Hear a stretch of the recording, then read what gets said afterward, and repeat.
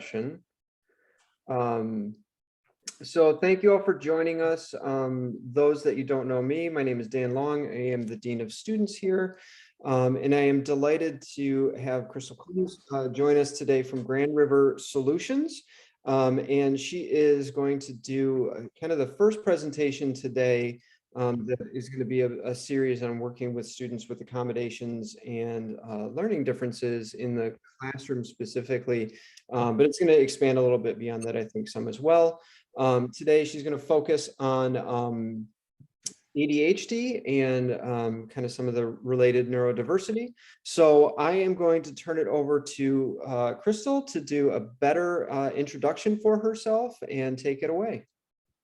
Thanks, Dan. Hi, everybody. As Dan said, I'm Crystal Combs. I'm with GRS, Grand River Solutions, and I am their practice lead for Section 504. So I've got a pretty extensive background in ADA 504 and working with individuals with disabilities over the course of the last 35 to 40 years, both in private and public institutions, and interestingly enough, in technical schools and community colleges. So I hope I've tailored this in a way that will be something beneficial for you. I love to have questions, but since we're on Zoom, the best thing for you to do is to put your hand up in the Zoom through using one of the reactions so that I know that your hand's up. And as I come to a place where I can slow the presentation down, I'll answer your questions, okay? So I'm going to go ahead and share my screen at this point in time and get us into that presentation. And want to just make sure everybody can see the presentation. I'm going to get it so that it is actually in presentation mode if I can get there.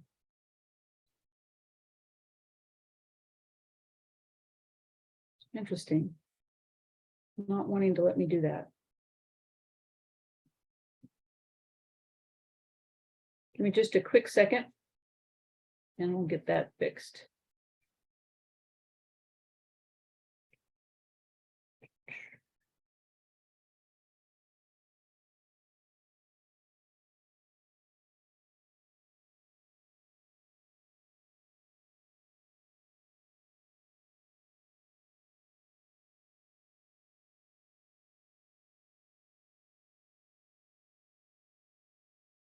Let's see if that did it.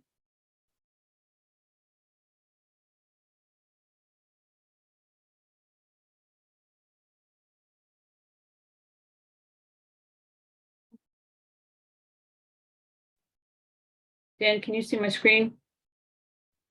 Yeah, that looks good. Okay, did you see the present? Okay, so it's not playing nice with me right now. I apologize. Let me see if I can get it to do what it's supposed to do. There we go. All right. Fantastic. Can everybody see the screen? If you can, just a thumbs up is good. That'll let me know that you can see it. So we're going to talk about attention deficit hyperactivity disorder, a little bit of back information on that. I've told you a little bit about myself. There I am with that fantastic headshot.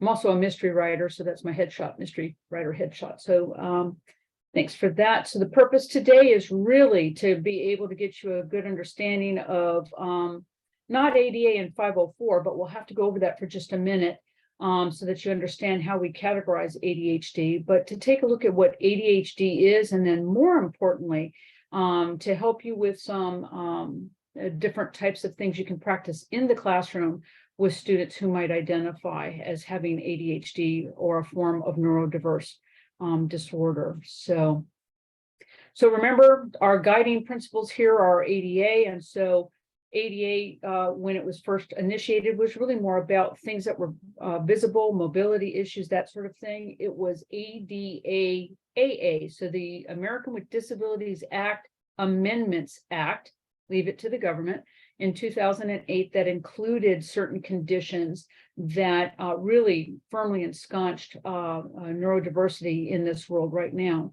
So ADA provides for what could be a disability, and 504 provides for what we should be doing in the classroom as a reasonable accommodation. So the regulatory expectation is that an institution who's receiving Title IV funding, which is student loans of any kind, will move into what's called an ADA interactive process. Unlike K through 12, the student at the college level has to disclose and also has to request. And usually when we see students coming into college for the first time, and especially now after ADA has been around for a while, we often see parents who are the people who are disclosing to the institution, and they expect that via their disclosure, their student's going to receive accommodations, and that's not the case. At the post-secondary level, the student actually has to make that disclosure and make a request for accommodations. We enter into dialogue, getting details, getting the medical documentation we might need, or other kinds of historical information that will show that the individual has had accommodations. And then we look at how we can move forward with equitable support for that student in reasonable accommodations in the classroom. So here, sorry about that, I had CSS, it should be CCS. We see the student seeks out accommodations. Okay, and there may be the ability to validate that through an IEP, which is what they had during K through 12. They could have had some very formalized assessment or testing done, and often we're seeing that. Individuals that develop ADHD or who are becoming aware that they may have always had it and then going to their primary care doctor often get sent for extensive psychotesting. And so we're looking at the psychometric here of what would be causing this and how it shows itself. But here at your institution, we have the student disclosing, they enter into that process that Dan has. They then move forward through that process. They find out what might be appropriate and reasonable accommodations. You all receive some type of letter notification that says the student has registered and it should be receiving accommodations. And then you get guidance as necessary, and this cycle completes. The thing I really want to emphasize here is ADA and 504 are not once and done. ADA and 504 are a continued interactive process, and Dan and his office are there for that purpose for you all.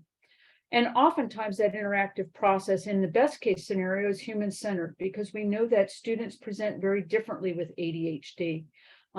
It fosters trust.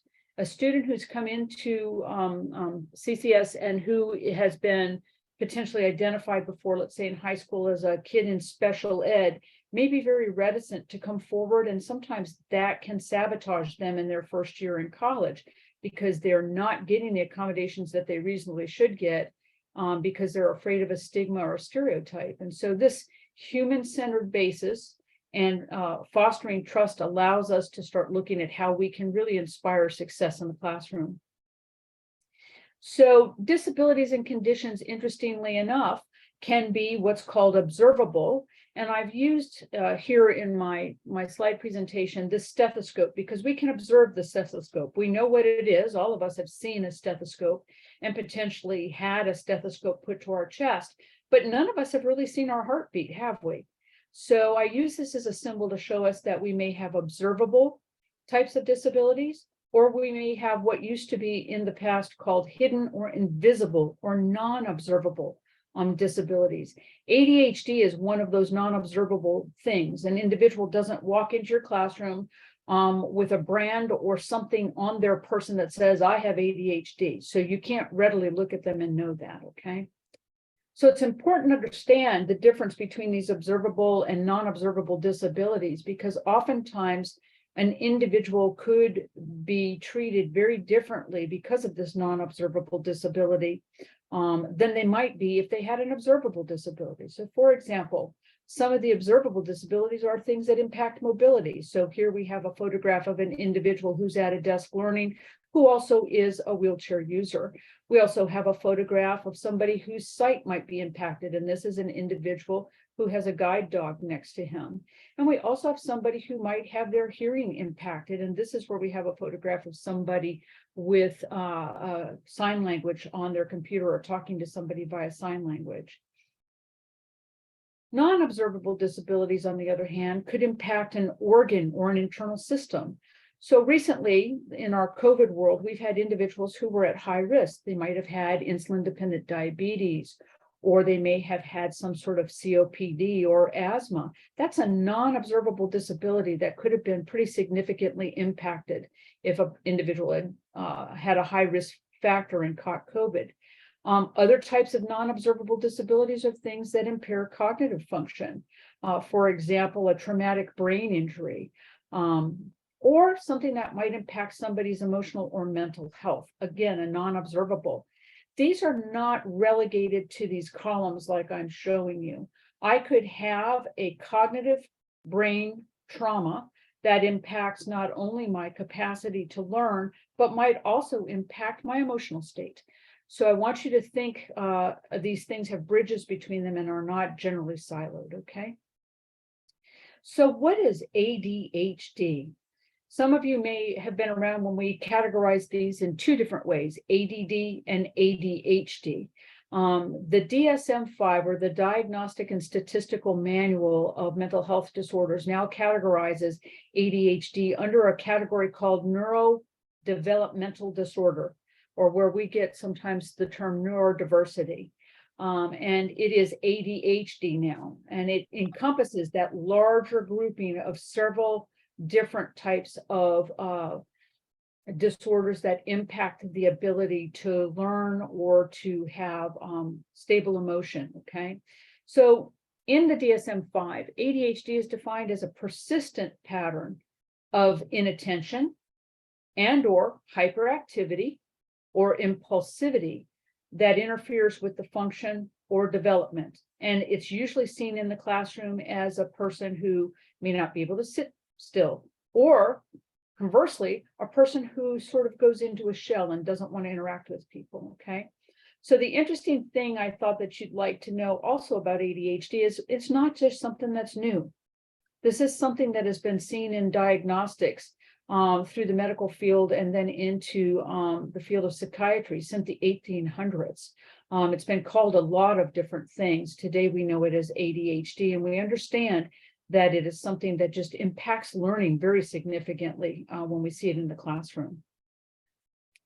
So what's the demographic? Who are you going to see with ADHD more than likely? And this has been taken from the government and recent statistics to show us that boys are 13% more likely to be diagnosed. So boys and young men, okay?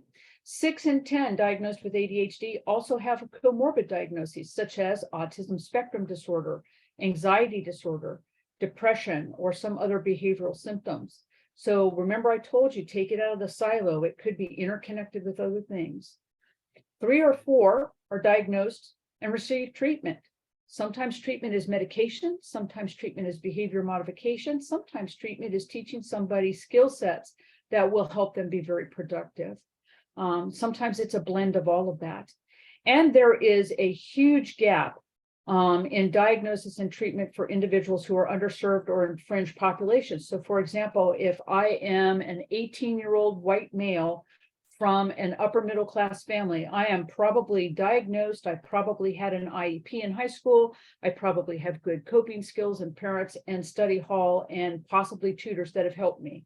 If I am that same 18-year-old male and I am from a Black or brown community, and from potentially a middle class family, I may or may not have those same diagnostics done. So it's important to know your student population and what that population looks like, because you may have somebody who's never been formally diagnosed who's exhibiting behaviors in the classroom that would lead you to think that they're clowning around, when in reality, it's a coping strategy that they've developed because they're not really comprehending the information or getting the information.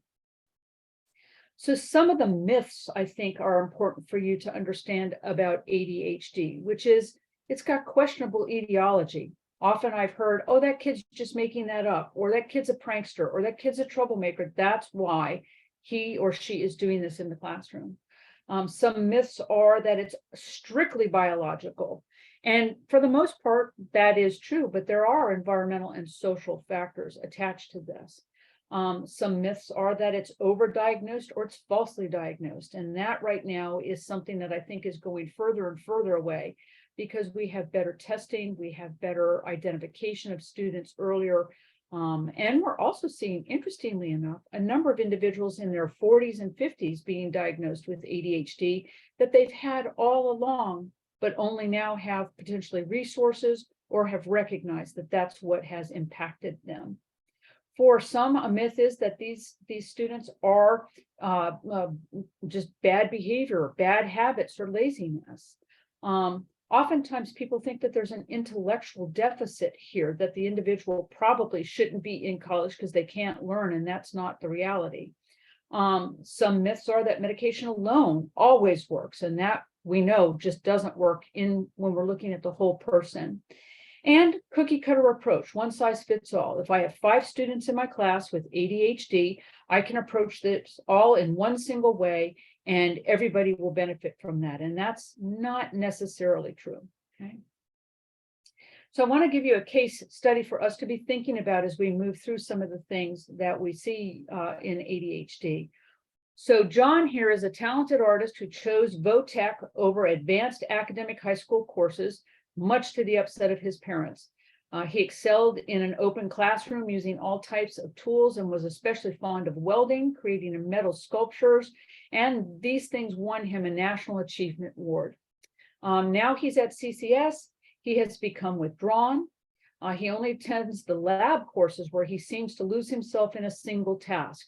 So if you were teaching, for example, TIG welding in sculpture, he would focus exclusively on TIG welding, and he wouldn't look at the other kinds of things that could happen that would help him create metal sculpture. In academic courses especially, he's unable to focus in the classroom. He has poor classroom interactions with others. He often turns in assignments late or incomplete, or even outside the scope of the assignment parameters. His GPA has dropped significantly as a result, and John is at risk for academic probation. So just with a show of hands, how many folks have seen somebody that could resemble John in their classrooms?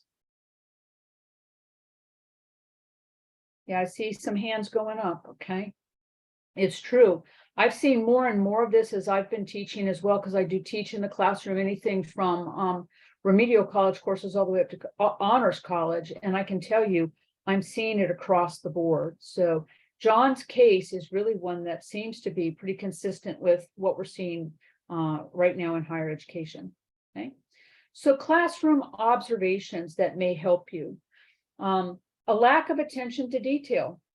So you might think that John is just rushing through something, or he's otherwise distracted, he's looking at his phone, he's texting, he's on Snapchat, those types of things, when in reality, he is coping for the fact that he has not got that attention. He can't stay focused. So he may get the A of the assignment and the C of the assignment, but he may miss the middle of the assignment that you gave him. There might be issues with time management or follow through, and this is creating late or not complete work. He may have difficulty organizing tasks and activities. And so it seems like he doesn't get what he's supposed to be doing, or he doesn't even ask for help because in his mind, he's missed something, or he thought he got it all, but he really didn't. He may appear easily distracted or appear forgetful. Sometimes there is a hyperfocus or obsessiveness. So he locks on to something that feels like an easy task for him, and then he just dives down that rabbit hole, and he misses the rest of what might be going on in class. So at the end of class, when you ask everybody, does everybody know what the group assignment is and what we're supposed to be turning in next Monday? He nods yes, because he thinks he's got it. But the reality is he has lost himself somehow in this and is missing his work. May have difficulty with verbal or written expression. Okay, so you might see that if you ask John to describe for you the process for blowing glass, he can give it to you exactly. But if you were to ask him to do it and put it in steps, he wouldn't be able to do it that way, write it down in steps for you. Sometimes these students appear anxious and they blurt out the answer, or they anticipate what you're trying to ask and they interrupt. And sometimes, and oftentimes, they're very highly creative, inventive, and out-of-the-box thinkers, because that's how they have learned to think. If we look at ADHD as an actual quality as opposed to a deficit, we're looking at a highly creative individual because they've had to be. So in communication, one of the things you can do to help a student in your classroom who might have ADHD is to look at having conversations in a distraction-reduced type of environment, quiet space, and to look at what kind of shared goal you can get the student to work with you on. So in the classroom, I'm constantly observing my students. I know what they're looking like as they're learning, how they engage in learning. I'm looking at using examples of how I can give them the assigned work differently or multiple ways. I'm looking at how I can foster clear, non-judgmental expectations of that student and to get them included in class. And I also want to have us practice really out of the box or across the line coloring is what I call it, because these students really do excel when you give them a little bit of leeway to do so, okay? Questions so far? I do see a hand up. Terry? No, that was from before, sorry. Oh, I'm sorry. What was your question from before? No, that was, I was raising hands about seeing this in the classroom. So. Gotcha. Okay, thanks. All right, so what are some of the reasonable accommodations? And again, I want us to not be thinking cookie cutter here, but here are often some of the reasonable accommodations that we see happen. And you keep hearing me use the term reasonable.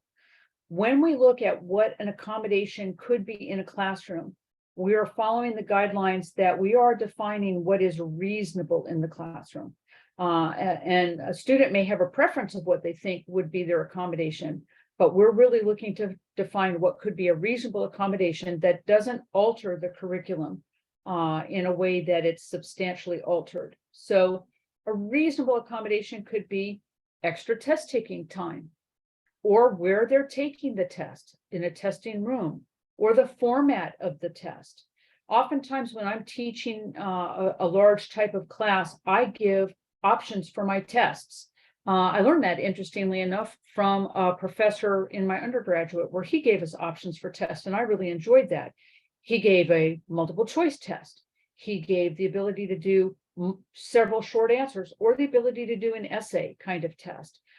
He also gave the ability to do a verbal test, which most of us didn't know about because that verbal test was done as a reasonable accommodation. But the type and format of test can be very important. To give you an example from my own learning, I have incredible difficulty with multiple choice tests.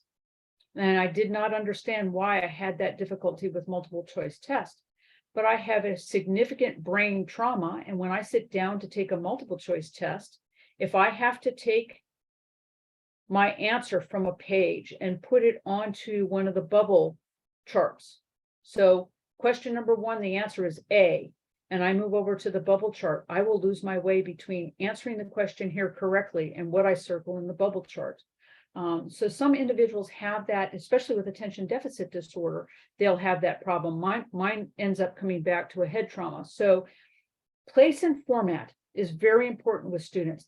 If a student is already feeling overwhelmed in a large group of students, having that student take a test in a large group of students could be equally overwhelming and could impact their ability to give you a valid assessment of what they've learned. So diversity in the method and format for subject matter presentation. I use a lot of color when I'm doing things because students tend to learn that way. I put things in paragraph, I put things in steps, and I also describe it or give a good example. Sometimes I will make it a hand-on project to give a good example of how to do something or to construct something. So diversity and different methods might be a reasonable accommodation. So if you're used to doing straight lecture in a classroom, and this student needs lecture with example as a reasonable accommodation, that could potentially be a reasonable accommodation. So often in classroom, limit or reduce stimuli in class. So a student with attention deficit disorder who is sitting next to one of the doors that opens to the noisy hallway and is sitting in the back of the classroom watching everybody else move around and shuffle papers is probably not going to really be able to focus attention. This is where we might see a student be moved to the front or be given an accommodation where they have a front seat or a seat away from the door. Or for example, in my case, I sit to the left of a classroom when I'm in a classroom. Because of my brain trauma. So position in the classroom, overhead lights, for example, that are fluorescent lights sometimes come with an oscillation in the light. They'll sometimes come with a high pitch that most people can't hear, but it could be very distracting to a student who is neurodiverse and can pick up on some of those types of things, okay? Color of your classroom can also be very impactful. So other reasonable accommodations for this single student could be a note taker, or the ability to record, audio record, or the ability to video record. Let's say that you're showing an example of how to do something or how to construct something.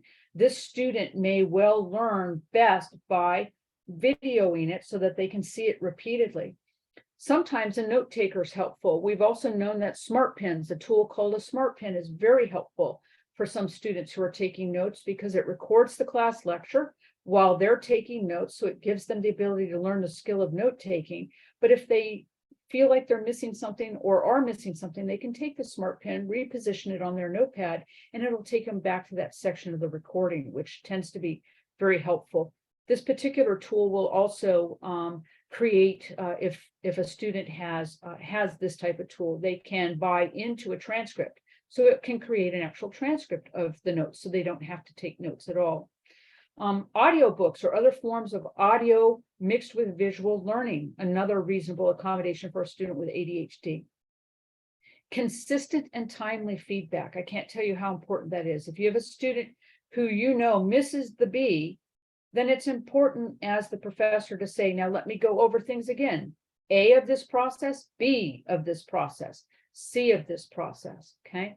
And there are now apps that are very helpful in helping students to keep on task, such as a Trello board. So think of electronic sticky notes that you can move along in your project on a Trello board. So we use a lot of assistive technology in cases where students may benefit from it in the classroom as reasonable accommodations, okay? So the other piece of this is universal design and learning. And I know most of you probably have heard this term ad nauseum, but it can become something that's very productive. The basic premises of universal design and learning is that a student shouldn't need any kind of accommodation if the classroom and the teaching is happening in a manner that is open for everybody. Let me give you another example from a structure. If I have a door that opens like this, so think about going into your local grocery store. Most of those have sliding doors that open. You don't have to push an actuator button to open the door. You don't have to ask anybody for help to open the door. And you don't have to use a ramp or a lift to get into that grocery store. That door has been universally designed for anybody coming through the door. It will open as soon as it notices that you're coming toward it. The same thing happens here in universal design for learning, is that we're looking at providing clear goals, working toward consistent and predictable presentations and materials. So this slide really tells you how you can do universal design through instruction, but also I want you to pay attention, especially for ADHD students. Architecture is important. The size and shape of the room, the ceiling height, the room temperature or color, the light in the room, the type of light, the brightness, how it's distributed in the room, ambient noise from your HVAC unit outside or the hallway noise, nuanced noise. Can't tell you how many students with ADHD have told me that they've gotten lost in class now that everybody has these laptop computers, because they can't hear the professor, because what they're so focused on is the clicking sound of everybody typing on their computers. Okay, so a nuanced noise like that. Back in the day, it used to be somebody that used to click a pen. Remember, you had somebody who might be in class and they had a habit of kind of maybe doing this in class. For a student with ADHD, this is like you've just put them into a sound tunnel. They'll focus immediately on that noise. Seating, desk type, desk size, and where they're seated in a classroom also become very important as a part of how you're teaching in the classroom, okay?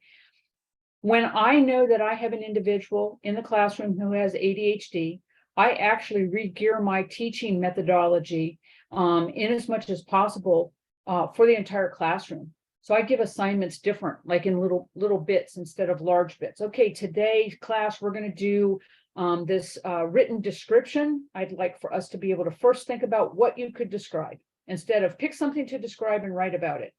Let's pick something that we could describe. What is that? And then let's together as a class problem solve. How would we look at a stoplight? Would it matter where we are when we're looking at the stoplight? Would it matter how high the stoplight is? Would it matter if it's an actual stoplight or just a flashing light? So I get them thinking in bits, okay? I also frequently benchmark learning points. So remember, next Monday, you don't have to write the whole paragraph. All you have to do is bring in several pictures of the stoplight that you're going to describe next time in class when we do that writing assignment. So your assignment is to bring in photographs from any place you can find them of stoplights, okay? And then I tend to put this into exercises. Again, I use a lot of group work when I'm working with students with ADHD because they learn from their peers and often their peers can focus them. So I tend to use their peers in a good way in that way. And then I provide alternative assignments. If the student really has some writing issues when it comes to this, I'm going to ask them to come up with a structure, a bubble structure of how they could write something as opposed to writing me a paragraph. So describe the stoplight by using key phrases or descriptive words in a bubble that relates to the stoplight, as opposed to write me a paragraph and describe a stoplight. If that student sticks with me long enough, I'll take them from that bubble chart to actually writing an opening sentence, writing an actual descriptive sentence, writing steps, those types of things. But initially, if I realize that there's that type of learning deficit, I'm looking at how can I get them to complete the assignment in an alternative way that allows me to know that they understand what it means to write a descriptive paper, for example. So some other impacting factors, and I don't know about you all, but I've really seen this in the last 2 to 3 years, the impact of the pandemic and social and emotional isolation for students. So a student with ADHD could be learning from home and go down the rabbit hole of Zoom. You've got them in the classroom, you can see their face in the classroom, but they are way over here on social media doing other things, and they're just not learning. Oftentimes we see that isolation creating that need to reach out. We've also seen here with these other impacting factors, especially with the pandemic, newly diagnosed conditions. So students who had ADHD that was very mild, all of a sudden have a pretty significant anxiety disorder attached to their ADHD. So they're very anxious about everything. And they look like they're anxious about everything. And they present to you in class very anxious. They're not sure, did I get the syllabus right? Did I get the assignment right? And so they're hypervigilant and very worried about what they look like in class and if they're getting things.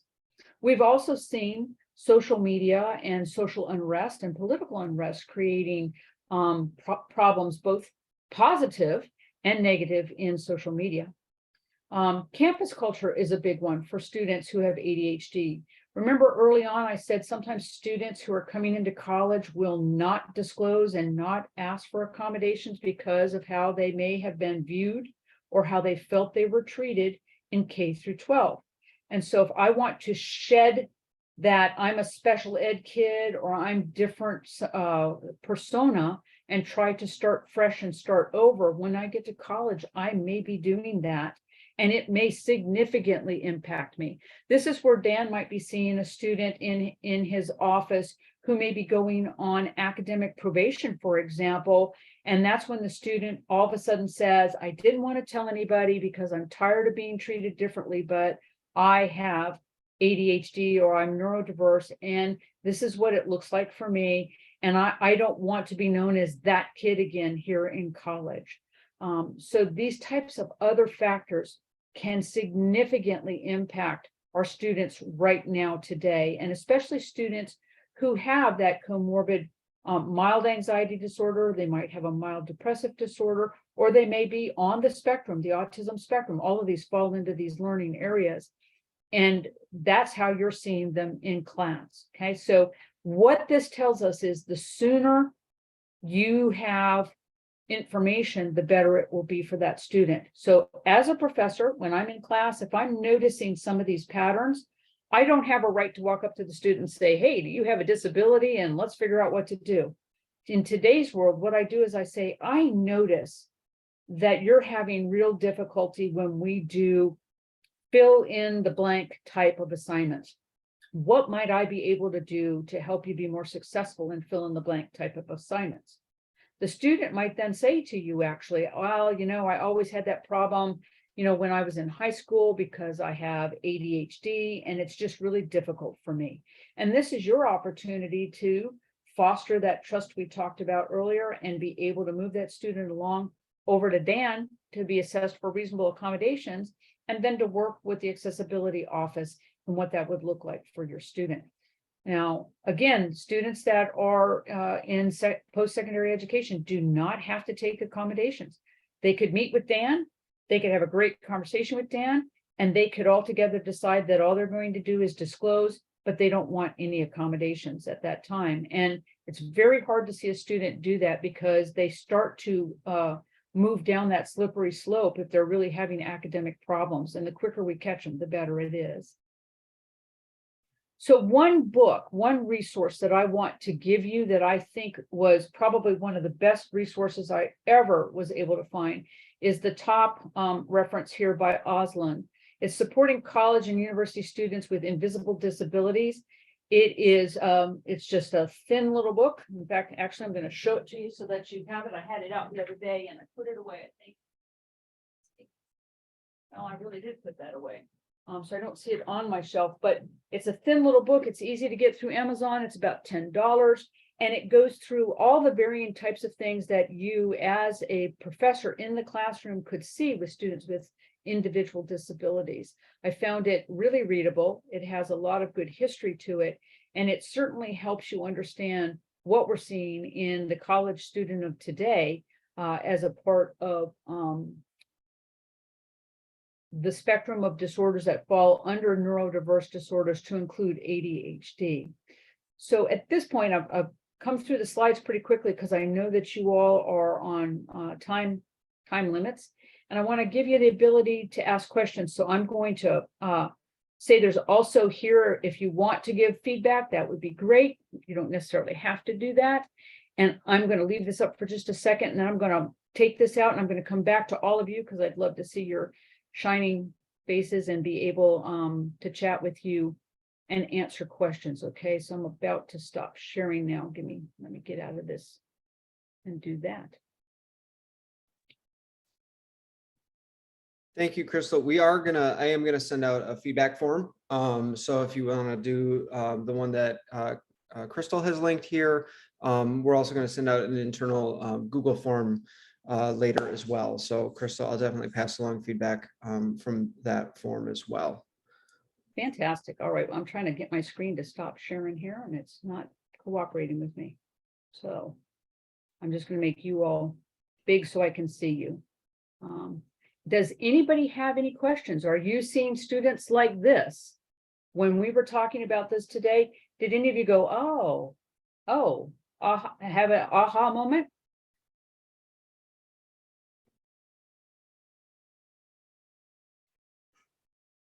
Lunch must have been really good because I think folks are probably eating.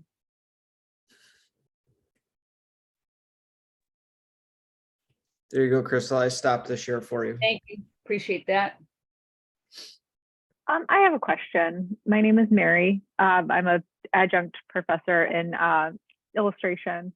I have a student who, she does have ADHD. Her distraction actually is her peers.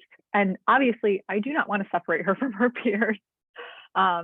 She gets along with them well. Sometimes they are a motivator and sometimes they are very heavy distraction. And I don't always know, I don't want to like push a boundary when I need her to focus on her work. And she's obviously getting a little too like chatty, a little too carried away with her peers.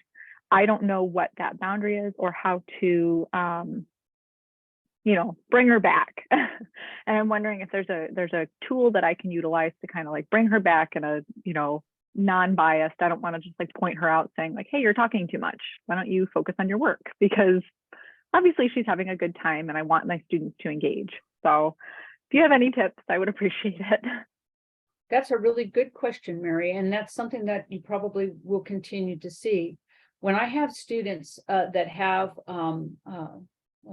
that distraction as Mary's talking about, sometimes what I do is I'll bring them into a private conference with me and I'll say, I notice sometimes you get distracted, when your peers are chatting with you. And I'm so happy to see that, you're socially engaged. I wonder, is there something that I can do when you get distracted like that, or something that somebody else has done in your educational history to help refocus you. I had a student, Mary, much like you were talking about, and I would just interject a food word. That's what they wanted. They wanted a food word. I'd say, how's everybody feeling about pizza today? And that student just knew. It was a private way to sort of get that student to realize what their K through 12 teachers used to do was come to the desk, slam a hand on the desk and say, pay attention, pay attention. What we don't want to do is that. That really is very, very old school, and it's very embarrassing and demeaning to the student. But if you can come to some sort of agreement with the student about how you can best refocus her and get her to partner with you on what that looks like, you'll start to get her to be more self-aware. And when she becomes more self-aware, she'll start to course correct herself.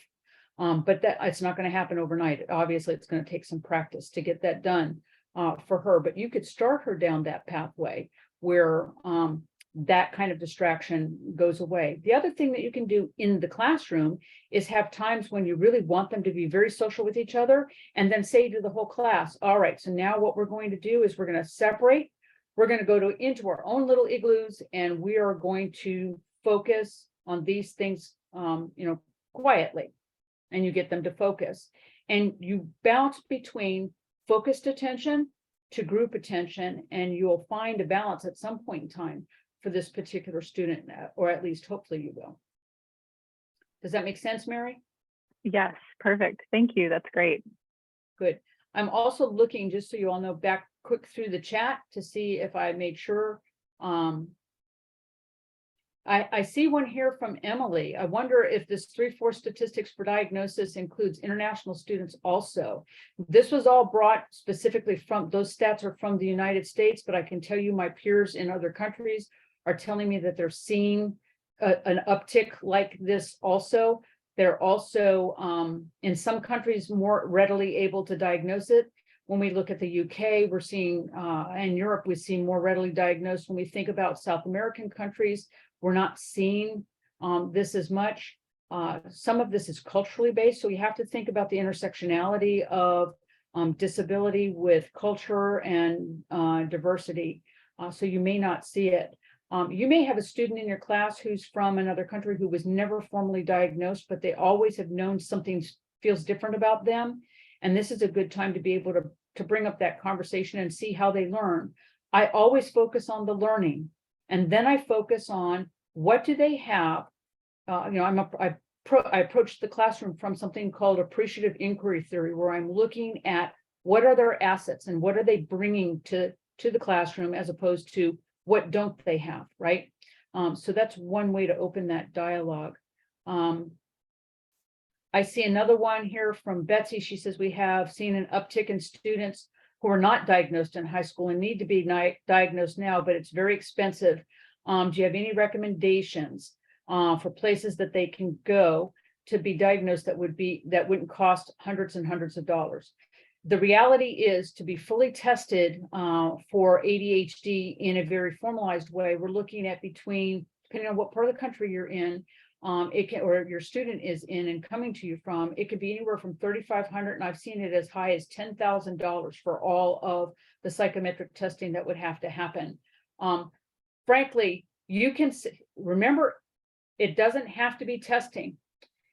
You can have your student referred to the counseling center or to a counselor, and a counselor who specializes in this can work with that student through a group of sessions to potentially diagnose without any kind of testing. Hey, it sounds like the differential diagnosis here could be X or Y. If it's X, I expect to see this. If it's Y, I expect to see this. And so rather than send them for testing, you may be able to have somebody, a qualified professional, which is what Dan needs, who has a history of working with the student, potentially spend some time with the student and come up with what may be a reasonable diagnosis for the student without testing. And then for some students who are spectrum students or students who have ADHD, it's a matter of trial and error. If this really is that, then some things will be very helpful. Does that make sense? That question came from Betsy. That's a very good question, Betsy. And I see Dan answered that also in the chat. So thank you, Dan, for that. Is there any, this is a good question from Eleanor. Is there any way to gently suggest that someone get tested or talk to the Learning Center without breaching inappropriate boundaries? Yes, there is. So if I have a student who I suspect has got something going on, I'm clinically trained. I could sit down and probably diagnose them, but that's not my role. I'm the professor, not the person that's supposed to be diagnosing them. What I do is I bring the student in and I say, Dan, for example, I've noticed that when we take, and I keep using multiple choice tests because you see it there. When we take a multiple choice test, oftentimes it seems like you don't finish the test, and it seems like answers that I know that you've said out loud in class, I know you know that information, you seem to get wrong on the test. I'm wondering if something's going on that could be distracting you, or if there's a different way I can help you learn the class information. That's where I give Dan the opportunity to say, oh yeah, I think I have. Now, if Dan's unsure, he may say, I just don't know what's wrong with me. Ever since I got to college, I can't seem to focus. That's where I'm going to be looking at getting that student named Dan to the right resources there on the campus. I might get them into the Learning Center. I might get them into, if they need support through counseling, I might get them into counseling. So I may say, do you know you have these resources where you can go? At that point in time, the student's starting down that pathway to start understanding. Now, remember, we're all independent human beings. So my student example with Dan here, Dan could have come to me with all the best intention. He could have decided that he's going to go get something with all the best intention, and he may not follow through. And on Dan's path in life, that might lead Dan into academic probation. And that might be the wake-up call that Dan needs in order to get some help or to take a look at what's happening. Or it could be that Dan ends up not staying at CCS and he ends up going someplace else, going back home to a community college, where somewhere along the line there keep being issues. Or frankly, as a technical college teacher, at one point in time, we'd see students shift. They'd go from, I think I want to be a medical billing and coding person, to all of a sudden, I think plumbing is better for me. And I've had genius people, genius level creators. They could be designing things, go into plumbing because they understand the schematic and they understand the hands-on of it, and they need to feel successful. And somewhere along the line, somebody has said, you must have a learning problem, or you're just I always hate it when I hear a student tell me somebody said this to them, you're just stupid, maybe you just need to be a plumber. It's not easy to be a plumber, by the way, folks. It takes a lot of chutzpah. You have to understand chemicals and all kinds of dynamics and pressure and all kinds of stats. But that's where this person might end up. So again, it's a hard line that we're walking when we see something happening in a classroom and we know we need to address it. So the safest way for you to do that is to address what you see actually happening in the classroom, which is in performance. I don't see that you're able to finish the test. I wonder, is it the test or is it the subject matter? Our student Dan might say, you know, when you ask me a question in class, I can answer it right off the bat. I just get lost in that multiple choice test. I get overwhelmed by the 100 questions that are asked there. I get overwhelmed by options A through E. I just can't seem to focus when I get into that kind of a test. That's a good indicator that that student may need a referral over to Dan if they're willing to take that referral and go there. I see, is it Oliver or Olivier? Says the Ruth Ellis Center has had some initial types of things and can offer. I will also say that there are, believe it or not, scholarships out there for students with disabilities, and certain times these scholarships will also include some testing for the student. I don't see anything else in the chat, so I'm going to close that box and come back to you because I'm mindful of time and I want to make sure that you all have the time you need to ask any other question that you might not have had. Remember, again, no cookie cutter answer here. That's the thing about ADHD. There just are no cookie cutter answers to this. The students present differently. I've had students who have tested very similarly on any of the psychometric testing, but when they come into the classroom and start to apply themselves in the classroom, their learning needs are very different and their learning methodologies are very different. You know, the easiest question to ask a student when you see them in difficulty is simply to say, how can I help you learn the material? What works best for you? How did that work in high school? If the student comes back to you and says, nothing ever seemed to work for me, I never was able to get geometry or mathematics, or I wasn't able to understand these chemical formulas that let's say I was supposed to memorize, then that's where you have an opportunity to say, well, let's see what we might be able to come up with that could be a different learning strategy for you. And then potentially have the student end up heading over to Dan. And I see a couple more things have come up. It's a tip from Mark, an example of his nephew of just a silent signal between a faculty member and a student about refocusing. Yeah, that's always a good example. Mark, thank you for that. That was a very nice example to bring in. And again, it all comes down to something that I think any of us would want.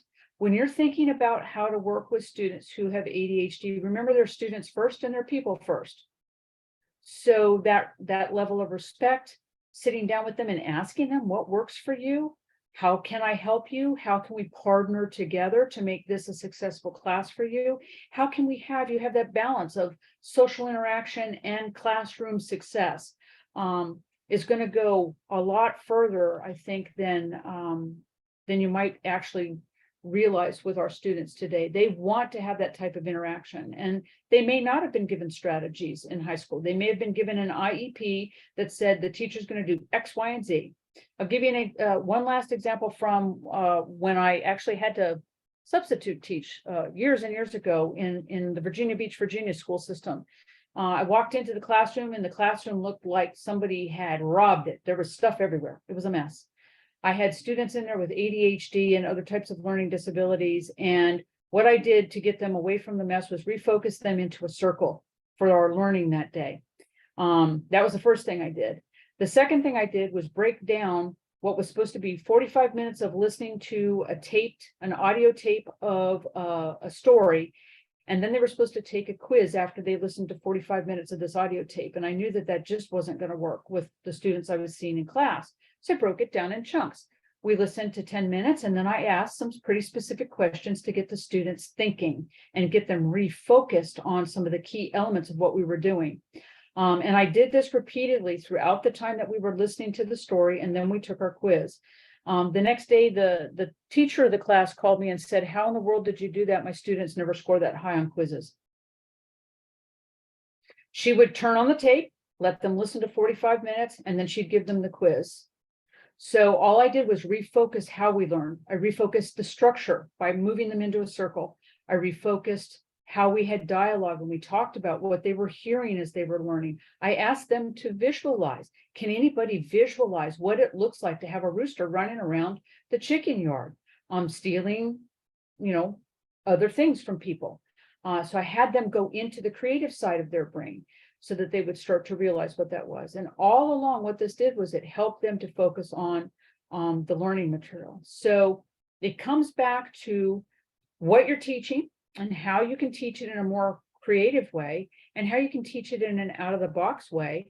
And in today's student, especially in college level students, they want to have a vested interest in how you're teaching them. So I often start my class with, there are 4 or 5 key assignments that we're going to have to do during this semester, and I'd like to know how you all would like to accomplish those. Do you want to do them as individual projects? Do you want to do them as group projects? If you want to do them as a group project, what are the rules we would set for the group project? And I get them invested in having that learning the way that they want to learn it, with the outcome that we're going to get these 5 assignments done and we're going to learn this subject matter, but they're going to have a lot of input about how we do that. So I notice we've got about 5 more minutes left. Does anybody have a question or something that they'd like to share of what they're doing in their classrooms with folks?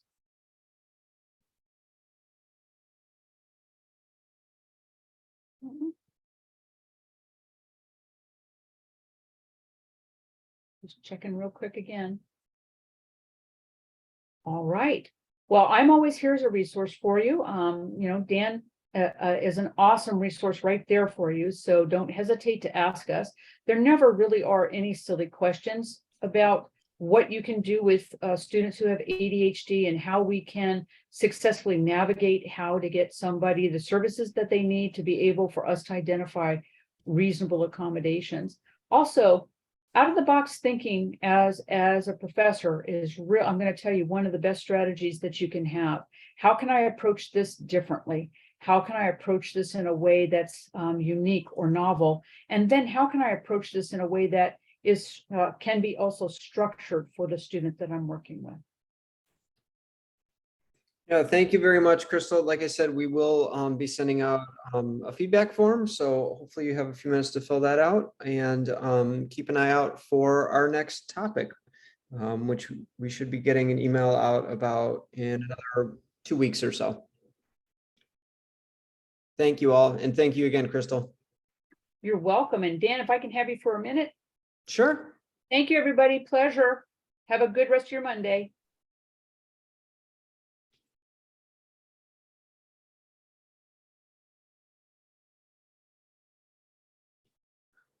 I need to turn off. Oh, let me stop recording.